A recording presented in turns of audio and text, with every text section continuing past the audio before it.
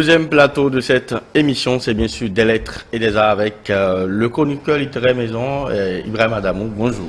Bonjour Arim Lassissi, bonjour chers téléspectateurs. Vous allez bien? Je vais très bien. Du soleil dans votre vie? Puisque je suis à vos côtés, donc c'est normal qu'il y ait du soleil. Assez de flatterie.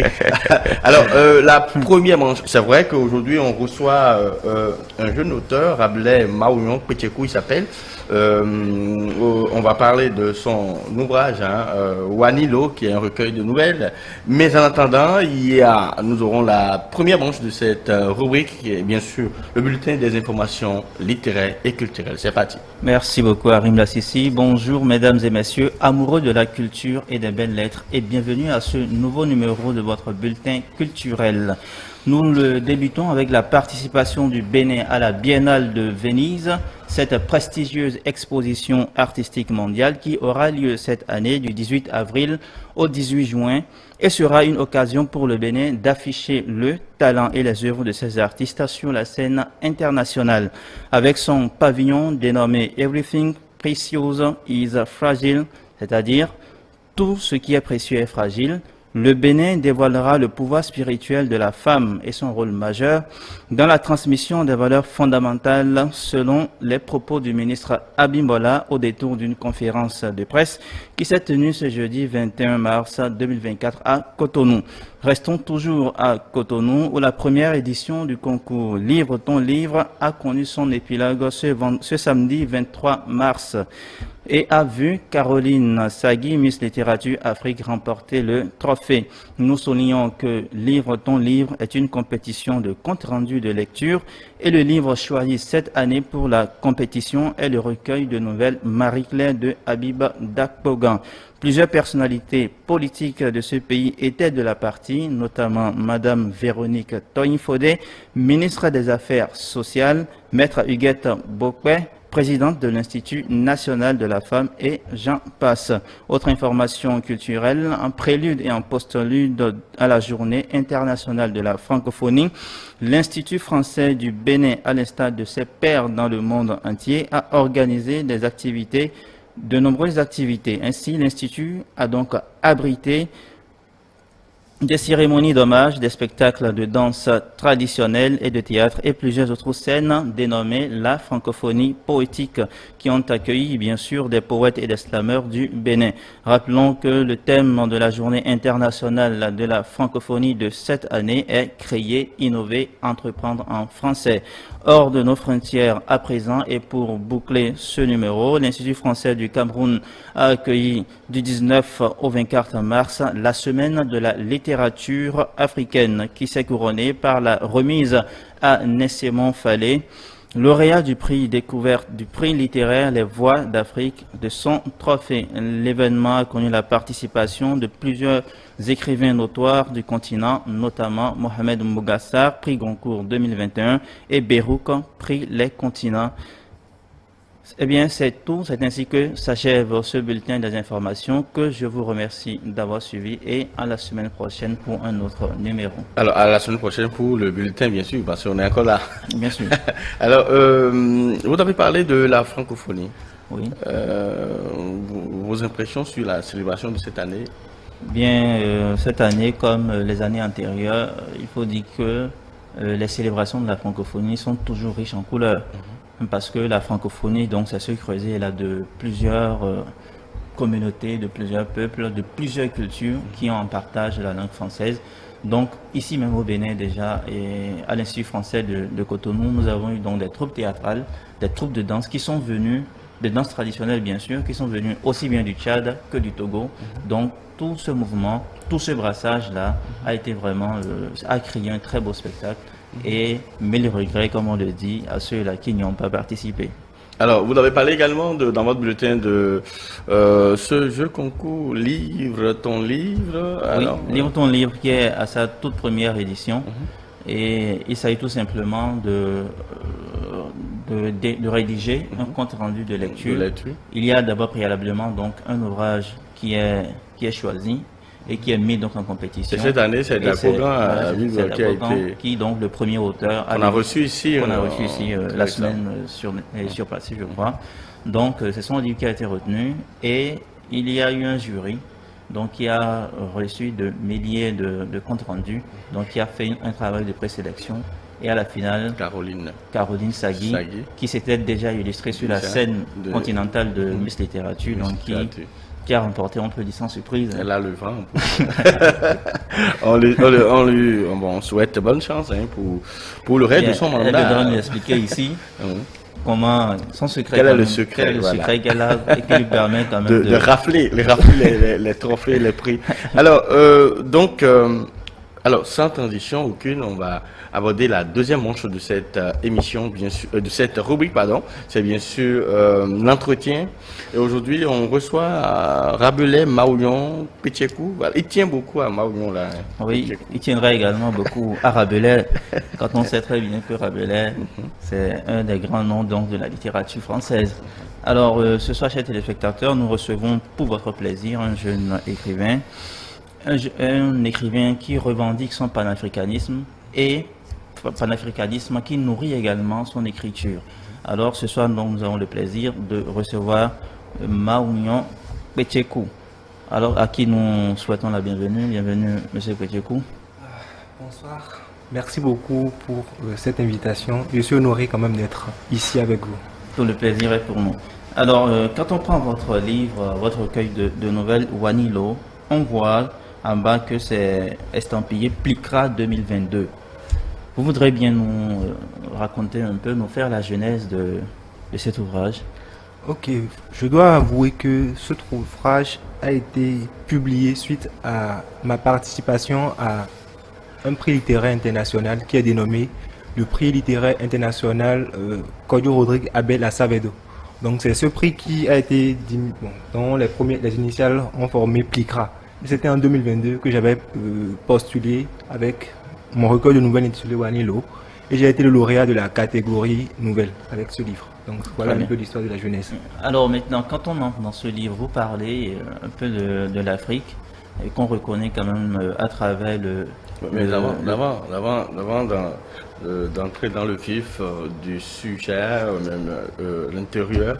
Voilà, de l'œuvre, il y a le titre qui est évocateur, hein, Wanilo. Wanilo, qui est le fils du roi Béhanzin, alors qui ne connaît pas le roi Béhanzin. Alors la question c'est pourquoi Wanilo, voilà, pourquoi avez-vous pensé à Wanilo? Pour ceux-là qui ne connaissent, c'est d'abord qui c'est Wanilo là, et pourquoi donc vous l'avez choisi comme titre de votre ouvrage? D'accord, donc je vais remonter un peu dans l'histoire. En fait, le roi Béhanzin, après avoir combattu un peu en Afrique, ici au Bénin bien sûr, contre les Français, a été déporté, on le sait tous. Donc lors de sa déportation, il est parti avec avec ses enfants, ses femmes et autres. Donc arrivé là-bas, il a dû instruire son fils, l'un de ses fils, je crois le plus jeune, Wanilo, à l'école française. Donc quand Wanilo a été inscrit à l'école française, il est devenu le premier africain avocat au barreau de France. Donc quand le roi Béhanzin est décédé, il a été la personne principale qui a fait tout pour que son père revienne au pays, pour que les ossements du roi Béhanzin reviennent. Donc il est revenu à un moment et ils ont fait ce qu'il fallait faire pour inhumer de façon officielle le roi Béhanzin. Mais de son retour... Il n'est pas rentré, hein? Oui, effectivement. Il a rejoint ses ancêtres. Voilà. Quand il est venu, la polémique était qu'il devienne un roi, le Da, abommé comme son père. Il n'avait pas voulu, parce qu'il avait déjà une vie française, avec une femme française. Avec des exigences qu'il attendait là-bas. Voilà, il est reparti, mais sur le chemin de retour, il est décédé. Donc je dois avouer que c'est ce fait marquant qui m'avait touché dans son histoire et je me suis dit pourquoi ne pas m'inspirer un peu de lui pour prendre cette œuvre, d'où Wanilo. Mais la signification forte se trouve aussi dans le livre parce que ce n'est pas juste ça qui justifie ce choix. Et c'est d'ailleurs la question que je m'apprêtais à vous poser. On reconnaît surtout à travers la toponymie de votre ouvrage, on voit par exemple Kefria, qu'il suffit juste d'inverser pour trouver Afrique. Cela montre donc que vous puisez beaucoup de ce continent-là, du continent africain et de ses réalités. Et justement, j'allais vous demander pourquoi avoir fait ce choix-là. ce choix de revenir aux sources, de puiser de nos réalités même africaines pour bâtir cette œuvre que nous avons devant nous? D'accord. Je vais partir un peu sur le contexte général qui a mené à ce qu'en Afrique, aujourd'hui, on soit obligé de parler le français.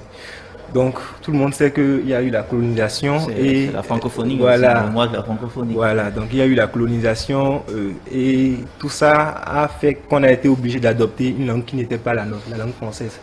Et vu que cette langue se trouve déjà sur nos territoires, on la pratique aujourd'hui, on l'apprend, on la maîtrise comme il le faut. Mais je dois avouer quand même que la langue française, c'est pour les Français. Et ça facilite la communication entre nous et les Français. Mais qu'en est-il de notre langue à nous, qui doit plutôt faciliter la communication entre nous et nous? Donc, en pensant à cela, en fait, on se dit, mais est-ce que tous les Africains sont lettrés? Est-ce que nos vieillards, qui n'ont pas encore eu l'occasion d'apprendre le français forcément et de le maîtriser comme il le faut, vont comprendre lorsqu'on va les parler en français? Donc, en pensant à tout cela, en pensant aussi à l'importance de la langue dans le développement d'un pays quand même, je me suis dit, pourquoi ne pas quand même remettre l'histoire dans un contexte où on voit clairement que les langues pourraient servir à un développement, que les langues ont leur utilité et que la culture africaine a aussi son utilité. Donc voilà un peu. Donc langue et émancipation surtout. Parce que nous voyons dans la nouvelle Wanilo, où le personnage du roi Béanzin même intime à son fils de parler le fond, et donc par ricochet à tous les Africains de parler leur langue. Et non, au-delà de cela, de l'aspect même de la langue, vous évoquez d'autres réalités qu'on rencontre souvent dans notre quotidien, et c'est d'ailleurs le propre de la nouvelle. Donc nous avons dans la toute première nouvelle que vous intitulez La Nouvelle, un conflit, une histoire de conflit entre belle-mère et belle-fille.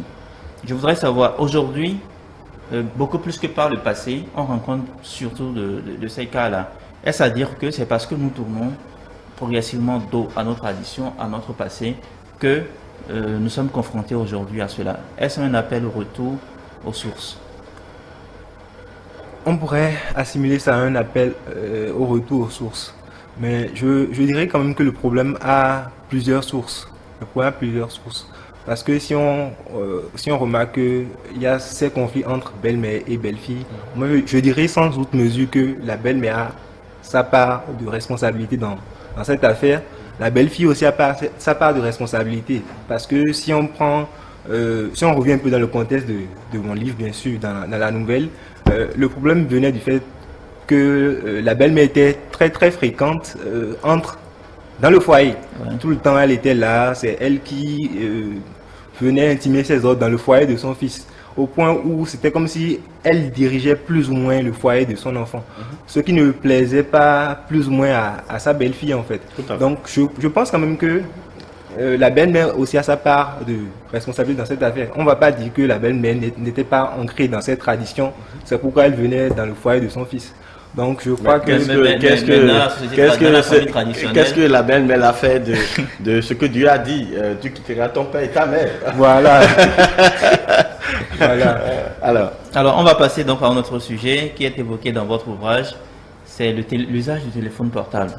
Aujourd'hui dans la modernité, l'usage du téléphone portable qui crée quand même des dégâts et qui obnubile un peu la jeunesse, qui fait que cette jeunesse-là ne porte même plus assistance à ceux-là qui sont en danger et qui préfèrent donc aller filmer plutôt que de porter assistance, de porter secours aux personnes qui sont en danger.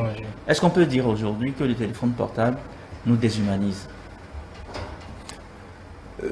Personnellement, je suis informaticien de façon professionnelle. Je maîtrise un peu les rouages de la technologie et je ne dirais pas directement que le téléphone portable ou bien la technologie nous déshumanise. Je ne dirais pas cela, mais je dirais plutôt que c'est notre manière de l'utiliser, le rapport qu'on a avec la technologie qui cause le problème en fait.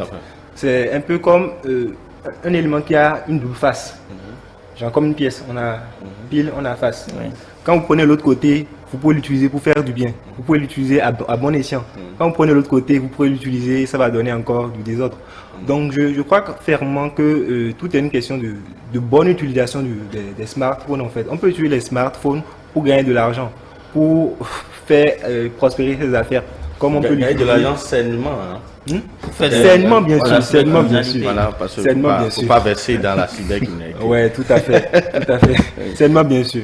Mais on peut aussi l'utiliser si on ne le sait pas pour faire de mauvaises choses, comme le cas qu'on remarque. La sextorsion. Où il, bon, pour le buzz sur les réseaux sociaux et autres, les gens préfèrent être être informés le plus tôt possible de certaines informations au point d'en oublier les règles morales quand même dont il faut tenir compte entre hommes. Mais il y a surtout ce drame auquel on assiste aujourd'hui où quand il y a un accident de circulation, au lieu par exemple de porter, de voler au secours des accidentés, on préfère jouer aux journalistes ou aux journaleux. Au reporter. On veut être le premier à avoir le scoop et on photographie, on filme et on envoie sur les réseaux sociaux. Avec tout ce que le code, la loi, sur le numérique nous dit aujourd'hui, on fait ça. Et c'est plutôt là qu'on parle. Moi, je parle de déshumanisation. Et c'est d'ailleurs ce que l'auteur met en lumière dans sa nouvelle. Donc cela nous déshumanise et je lis à travers donc cette nouvelle un appel à plus d'humanité, un appel à prendre beaucoup plus conscience de ce que nous avons entre les mains et à l'utiliser à bon escient. Voilà, effectivement. Donc il y a une nouvelle qui m'intéresse particulièrement, c'est les 4 combats du justicier. Dans cette nouvelle, nous sommes dans un état presque failli, un état où le terrorisme fait rage. Cependant, il s'est trouvé une solution. Et la solution, c'est le retour de Azéhéman. Ce héros Azéhéman, donc, qui est venu en appui aux troupes, aux forces donc, du Kefria et qui a mis en déroute l'armée donc, des terroristes. Et à travers ce personnage, on pourrait reconnaître Dada, le roi Béhanzin. On pourrait le reconnaître donc, à travers ce héros-là qui a mis les troupes en déroute. Est-ce que pour vaincre le terrorisme aujourd'hui, la solution que vous, en tant qu'auteur, vous préconisez, ce serait un retour aux sources? Mais c'est quand même des outils, c'est des moyens. Bon, je dirais que c'est une solution parmi tant d'autres en fait. C'est, on va dire, le rôle de l'écrivain, c'est de pouvoir regarder la société, de proposer des solutions si possible, de permettre à la société de se voir, de voir comment elle fonctionne, de se retrouver dans ces œuvres en fait. Donc l'objectif ici, je pourrais dire que c'était plus ou moins de montrer que c'était possible d'utiliser nos traditions, nos forces occultes pour vaincre les cas de guerre qu'on a par exemple au Mali et avec conflits, les djihadistes que nous avons au nord de notre pays. Effectivement. Alors, sur la première de couverture, c'est tellement de cette nouvelle qu'il s'agit. On voit le Azéhéman dans le ciel bleu, au-dessus donc du Sahara, qui plane avec une armée. Voilà, une armée qui va à l'encontre de cette armée-là. Alors, donc, c'est ce que Pétchekou a proposé c'est que du coup qu'il le dit ou vous-même Non, c'est que c'est qu'il doit être initié, il doit connaître quelques arcanes, quelques secrets de l'affaire. Ah oui. Oh, je ne préfère pas répondre à la question. Bien, toujours en parlant donc des forces occultes, vous avez montré dans votre recueil de nouvelles que ces forces-là sont de double tranchant, sont comme un couteau à double tranchant. On peut l'utiliser pour faire le bien, tel que le fait Azéhéman, mais on peut également l'utiliser pour faire du mal. Et à cet effet, donc, il y a un redoutable voleur qui l'utilise pour cambrioler et pour se mettre au-dessus de la loi. Et qu'aucune armée, aucune police n'arrive quand même à mettre la main dessus, sur lui. Est-ce qu'il ne faut pas concilier? Comment est-ce qu'il faut concilier ces forces-là? Parce que c'est également une force.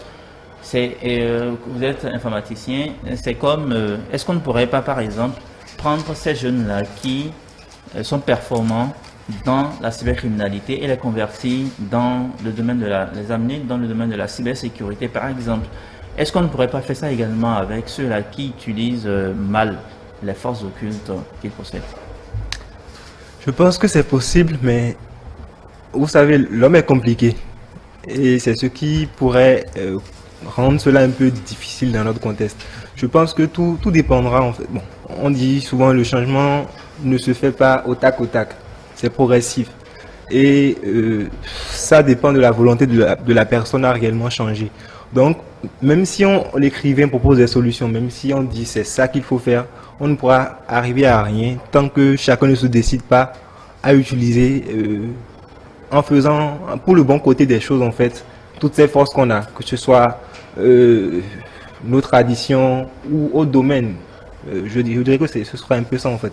Le grand défi, c'est que chacun comprenne en fait qu'il est important d'utiliser ces forces qu'on a pour rehausser notre image en fait, pour rehausser l'Afrique, pour contribuer au développement de l'Afrique. Parce que je crois personnellement que si nous sommes dans la pauvreté, ça ne nous arrange pas aussi. Et si nous pourrions avoir la possibilité de nous développer, ce serait la meilleure chose pour chacun des citoyens africains. D'accord, merci beaucoup, chers téléspectateurs. On recevait ce soir pour vous Rabelais Maouyon Pétchekou qui vient sur ce plateau avec une œuvre panafricaniste. C'est votre première parution, vous êtes intéressé à l'Afrique, à son développement, surtout à son émancipation, à sa libération du néocolonialisme que nous vivons aujourd'hui. Merci donc d'avoir été des nôtres. Alors, merci à vous, Ibrahim Adamou, pour cette belle chronique et ce beau recrutement également. Vous avez trouvé un panafricaniste. Alors, merci à tous ceux qui nous suivent actuellement. Je rappelle que nous sommes sur Jeunesse Dorée et nous allons changer de plateau. On va à la région, on revient installer, le temps pour nous d'installer le plateau d'Innova.